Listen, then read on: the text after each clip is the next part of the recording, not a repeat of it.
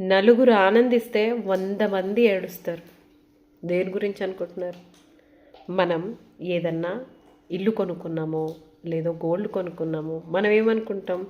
చెప్తే వాళ్ళు కూడా ఆనందిస్తారు కదా అనుకుంటాం.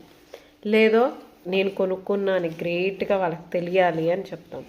కానీ మీరు చెప్పేదాన్ని బట్టి నలుగురు హ్యాపీగా ఫీల్ అయితే 100 మంది ఏడుస్తారు. అమ్మో వాడే ఇల్లు కొనేసుకున్నాడు, నేను కొనుక్కోలేదు అని. మీకు అవసరం అంటారా అవన్నీ? అస్సలు మంచిది కాదు. ఆ ఏడుపులు అస్సలే మంచిది కాదు. సో బెటర్ ఇల్లు కొనేసుకొని గృహప్రవేశానికి డైరెక్ట్గా పిలవండి. ముందుగా మీరు చెప్తే ఆ పనులు జరగవు కూడా. కావాలంటే ట్రై చేసి చూడండి. ఏదైనా పని ముందు చెప్పి చూడండి, ఆ పని అవుతుందా అని చూడండి.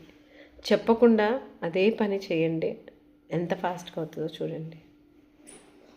కరెక్టేనంటారా?